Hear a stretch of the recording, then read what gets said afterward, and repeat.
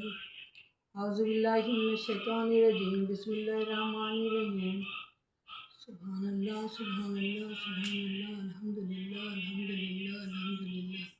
لا الہ الا اللہ وحدہ لا شریک لہ لہ الملک ولہ الحمد وہو علی کل شیء قدیر ربنا آتنا فی الدنیا حسنۃ وقنا عذاب النار۔ السلام علیکم ورحمۃ اللہ وبرکاتہ۔ ابھی 10ویں تراویح پڑھ کے آئی ہیں الحمدللہ۔ 9 روزے اللہ تعالیٰ نے بہت اچھے گزاری 10ویں تراویح۔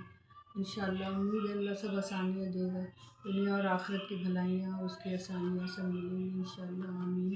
ان سب کو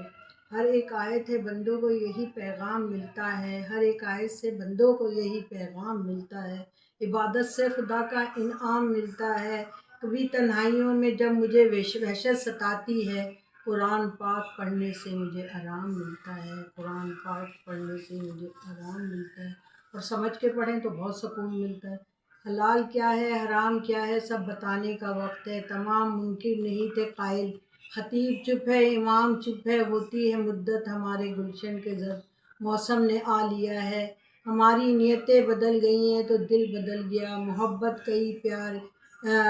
پیار گیا دل بدل گیا۔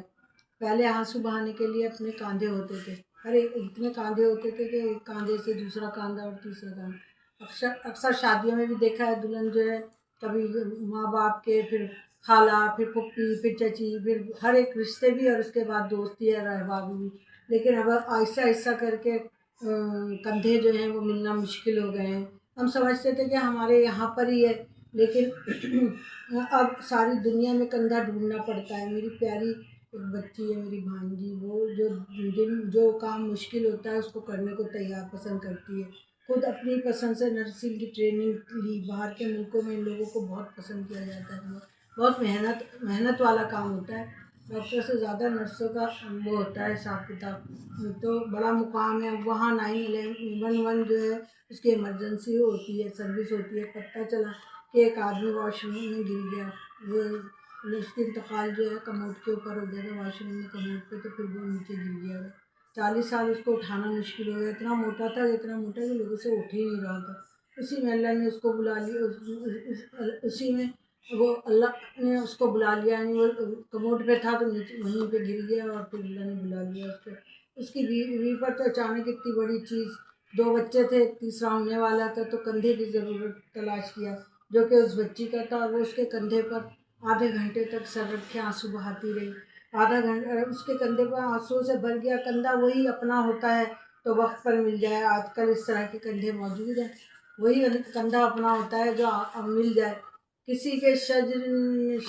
شجرے میں کیا لکھا ہے مجھے غرض بھی نہیں ہے، زباں کھلے گی علم ہوگا، وہ خاندانی خیل نہیں ہے، مکان بیچ دیے مکی بیچ دیے، ضرورتوں نے دنیا دین بیچ دیے۔ واقعی صحیح بات ہے کہ ہم لوگوں کا جو ہے اب جو ہے صرف ہم اکیلے رہنا پسند کرتے ہیں، اکیلے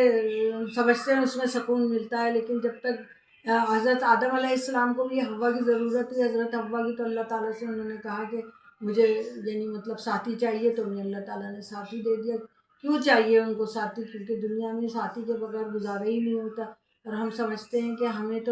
ہم تو ساری دنیا کو اکیلے ہی بیچ کھائیں گے۔ آج کل تو یہی حال ہے، پاکستان کا آپ دیکھ رہے ہیں حال کیا ہو رہا ہے، اب افغانستان سے جنگ، میرا تو دل اتنا خراب ہو رہا تھا کہ رمضان کا مہینہ 2 مسلمان ملک لڑ رہے ہیں، میں نے تو کہا اپنے میاں سے کہ جو حرمت والے مہینے تھے اپنے وہ تلوار اور سب رکھ دیتے تھے، جو مسلمان تھے بھی نہیں سب رکھ دیتے، اس مہینے کی حرمت کا خیال کرتے تھے، تو وہ کہنے لگے رمضان حرمت کا، میں نے کہا ہے تو رمضان بھی، کیونکہ روزے رکھتے ہیں، عبادت کرتے ہیں، ہر وقت اللہ کی چاہ ہوتی ہے، سارے لوگ جو کسی بھی اس میں ہوتے ہیں وہ سب اللہ سے جڑ جاتے ہیں، تو کیا ہمیں یعنی مطلب حرمت کے مہینے کا خیال، یہ بھی حرمت کا مہینہ زبردست حرمت کا مہینہ ہے، اور اس میں 2 مسلمان ملک لڑ رہے ہیں، تو کیسا دل کھول کے آنسو روتا ہے، لیکن ہم سمجھتے نہیں ہیں، اور اپنے ہی حساب کتاب میں لگیں گے، اللہ کے ساتھ جڑ جائیں تو بہت سی آسانیاں ہو جائیں۔ اللہ حافظ۔